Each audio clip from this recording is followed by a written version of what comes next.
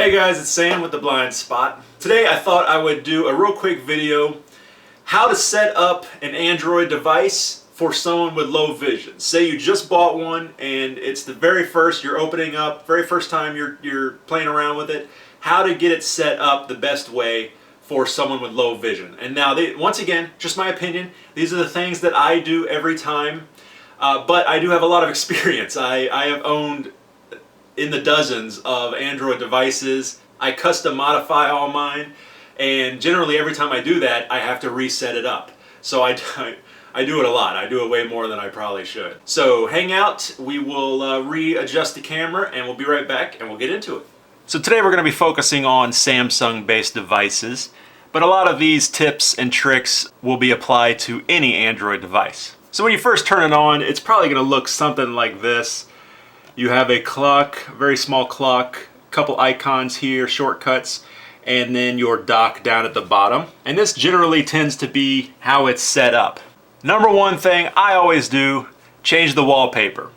This wallpaper is very light colored and we have a white clock. It's kind of hard to see. So the first thing I want to do is change the wallpaper. I'm just going to long press on the home screen. Click on the wallpaper here. And we can go through and look to see if there's a darker one that we like. A lot of people will want to put on a picture of their kid or their dog or something like that. And the problem is it tends to be very busy. And it's very hard to see where your icons are. Someone with low vision like myself, like this. See, I can barely tell where these icons are because there's just so much going on. So I prefer to have darker wallpaper that doesn't have a lot going on. It's not very busy, and that works best for me with my low vision because the icons stand out, my clock, it's easier to see, things like that. So tip number one, change your wallpaper. Now this launcher that we're using right now is just the normal Samsung stock launcher. It's called TouchWiz, and it works fine, but we can do better. There are lots and lots of third-party launchers that you can install. This one here is just called Google Now Launcher.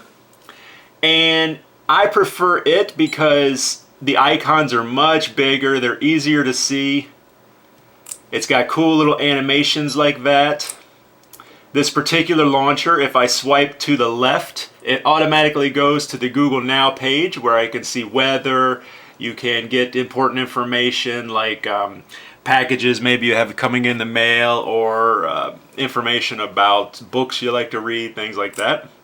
There are tons of third-party launchers. Another great one is Nova Launcher. That one you can enlarge the icons even more.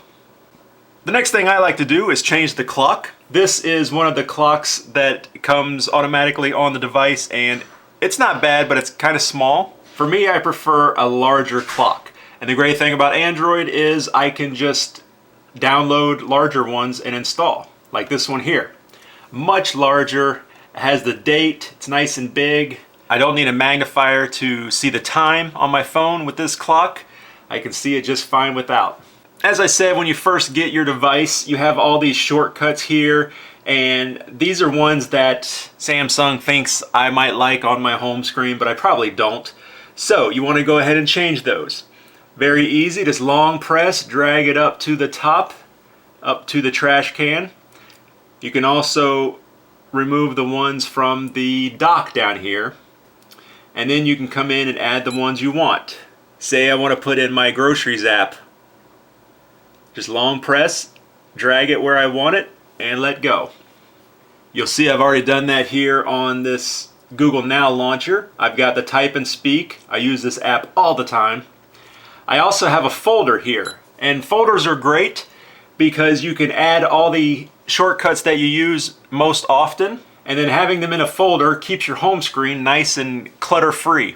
But the most important thing is to place your icons where you want them and then leave them there. Like I know whenever I open this folder, this bottom right one here is YouTube. The one all the way on the bottom left is the Play Store. I don't have to get out my magnifier and search for the icon because it's always in the same spot.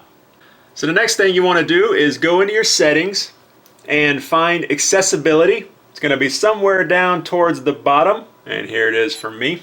But we want to go into vision. And the first thing I want to do is change the font size. The great thing about Samsung devices is you have tons of different sizes to choose from. I like extra large. That's perfect for me.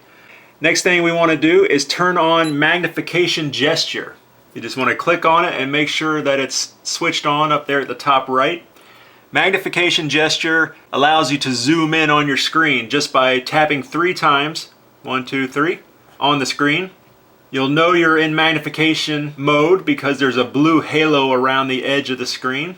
You use 2 fingers to navigate around, and you can pinch to zoom in and zoom out. Everything works just the same while you're in magnification mode. I can still click on the font and get into the font area. And then to get out of it, 3 taps. 1, 2, 3.